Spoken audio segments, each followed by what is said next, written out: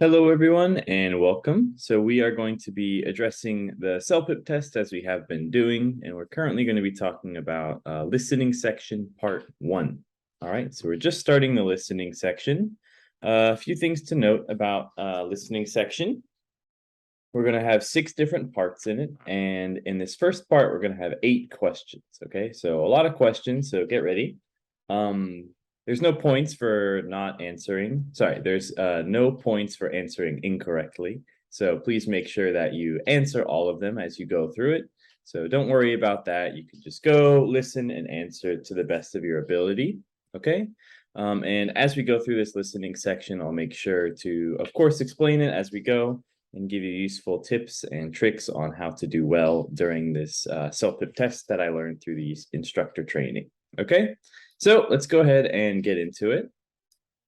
All right, so here we are with listening section part 1. You'll have a display like you see here that says you will hear a conversation between a man and a woman. The man is a bus driver and the woman is a passenger trying to get somewhere. Okay, so you'll always have this little information about what you're about to listen to and then a little picture here, okay? So there we are, we have it. So that prepares us as we're about to listen, okay? So when we go to the next page, we are going to listen to it and then we'll play through it back and we'll talk about it a little bit more, okay? Let's go ahead and start. All right, here we are. Usually when you're on the next page, it will just start playing immediately, okay? However, just since this is a practice test, they gave us a play bar, okay? So it's useful for you guys, so let's go ahead and take a listen. This is the last stop. Watch your step on the way out, ma'am. Thanks, driver. Do you happen to know where the little kids' playground is? I know it's in the park somewhere. Too bad I forgot my smartphone. There are a few playgrounds here. Do you mean the one next to the water fountain? No, the one I'm thinking of is just beside the petting zoo. You know, where there's goats and rabbits? Yeah, I know there's a petting zoo, but I don't know where it is exactly. Anyway, I'm pretty sure there's a children's playground over there past the restaurant. Maybe you could take a look over that way. Okay, great. Sounds good. Thanks very much. Great, okay. So now that we've gone through it, you kind of understand how the listening part 1 might sound or how it will go about. All right, so what we're going to talk about next is note-taking. All right, so for this section, it's basically the opposite of the reading section. The reason why is for the reading section, what you can do is you can look at the questions, and then from those questions, you can find keywords, and then with those keywords, you can find the answer, right? For this one, it's the exact opposite because you can't see the questions until after you've heard it. So we want to hear the listening, memorize as much as we're able to, not like memorizing word for word, okay? But remembering the story and the main ideas, and then taking notes along the way. That will help us remember it, okay? So this section, I highly recommend that you take notes. Without it, it could be quite challenging. And of course, remember that as you're taking notes, you can't take notes of everything unless you're a really fast writer. Okay, so don't worry if you miss some stuff. It happens, but we'll try our best, okay? So let's go ahead and try some note-taking. All right, so usually you'll have a piece of paper and a pen where you can take notes. For this, I'll just do it on the screen here. Okay, and I'll use this space down below. All right, there's a few different ways that you can take notes, right? So you can do it chronologically. You can do it from start to finish, right? So, this happens first, this happens next, this happens at the end. For this one, I feel like I'm going to do it split down the middle with 2 different characters, right? So we learned in the beginning that there's going to be a conversation between the bus driver and a woman. So we know that those are our 2 characters. So this is another way that you can split it. So let's try that. We'll do bus driver on the left here, and then we can do woman on the right. All right. Again, this is just to show you the things that you can be paying attention to and the notes that you could be taking. I'm going to do it step by step, but obviously during the test, you're not going to be able to pause, listen, and like, hang on, let me record these down before you continue my test, right? The test will keep going. So this is just for your understanding of how to do it, okay? So let's go ahead and listen to it one more time, and I'll pause throughout it. This is the last stop. Watch your step on the way out, ma'am. Okay, so an example of notes that we don't want to take is, this is the last stop. Watch your step, right? You don't want to write every single thing that you hear. All right, so out of that, right, the bus driver said, this is the last stop. Watch your step on the way out, ma'am. So you can just say last stop. For me, that's all the information I need. And also, as you practice more and more, you can develop shorthand, right? So instead of writing last stop, you could write like last stop or something like that to help shorten your amount of writing. Just make sure that you understand your shorthand, all right? So you don't want to write like, and you're like, what is that? You don't want to confuse yourself as you're going through the test. It's hard enough as it is. All right, let's keep going. Oops, sorry. Driver, do you happen to know where the little kids' playground is? It's in the park somewhere. All right, so we know that she is looking for the little kids' playground. So I'll just write playground, and then I can also put where, right? So she's looking for where the playground is. Another thing that you might want to take notes on if you get there is that she said it's in the park somewhere. Okay.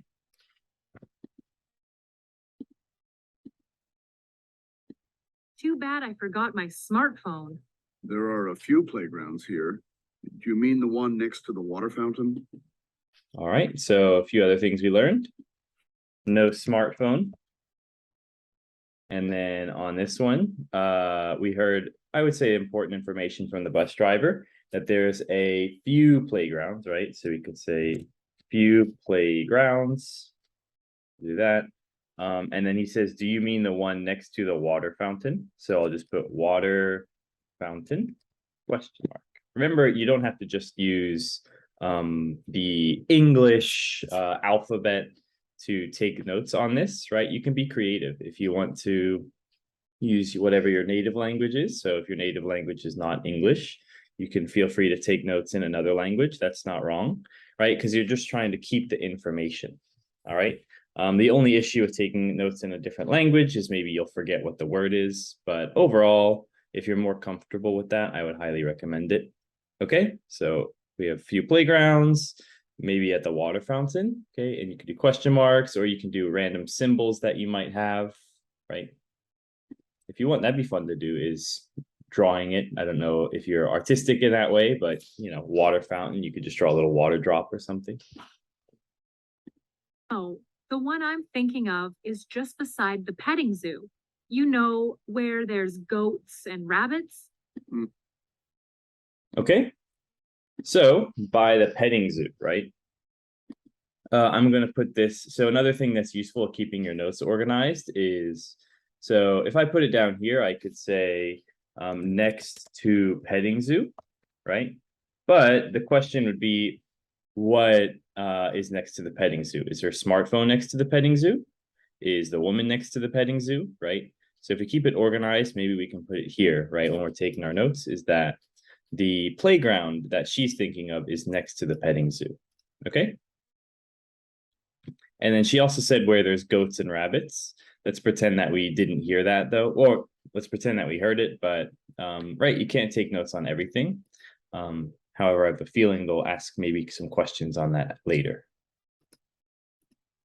Yeah, I know there's a petting zoo, but I don't know where it is exactly. Anyway, I'm pretty sure there's a children's playground over there past the restaurant. Maybe you could take a look over that way. Okay, great. Sounds good. Thanks very much. Okay, so we know that the bus driver doesn't know. So again, I could just put something like question mark, or if I want, I could label it over here and say that bus driver question mark, something like that. Again, this is something where you have to make sure that your notes you can understand when you look back at it. So if I write BD question mark, question mark, question mark, I might be like birthday, something like that, right? You have to make sure that your notes are easy to understand for you. All right, moving on. We have the bus driver, and then, sorry. And then he said, oh, I know that there is one. So he said that there is one beside restaurant.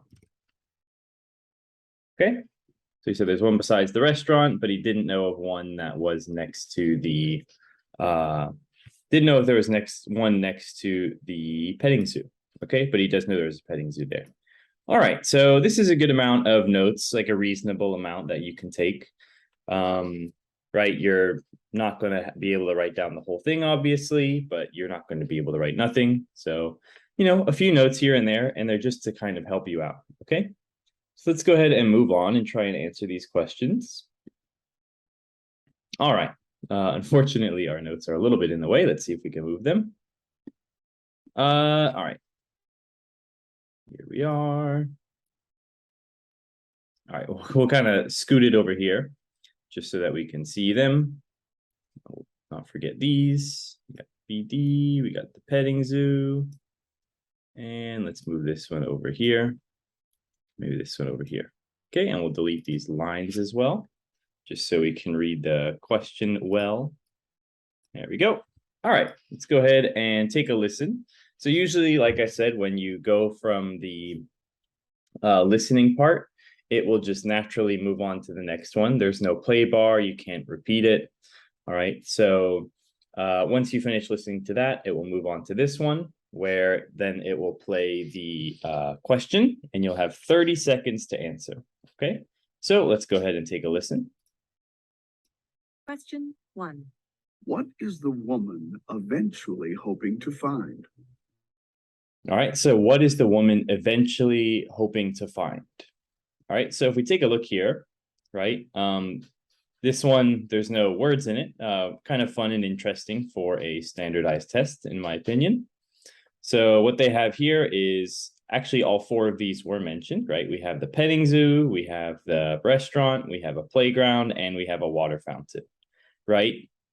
So in the end, what are we looking for? Are we looking for anything that's mentioned? No, we're trying to address what the main problem is, right? So that was one thing I should have mentioned as we were taking notes, is you want to make sure that you indicate what the main problem is, right? You don't want to just be like, oh, goats, rabbits, oh, water fountain, oh, you know, you want to make sure that you're specifying what the big issue is, right? Most of the questions are going to be about kind of those larger issues, all right? And for part 1, another thing just for you guys to know is pretty much all of the questions are going to be a WH kind of question, right? A who, what, when, where, why. All right, so that can make it a little bit easier for you guys. All right, so which one of these would be correct? Well, what is the woman looking for? This one's pretty easy, right? We know that she was looking for the playground in the end. Okay, so that will be our answer for the first one.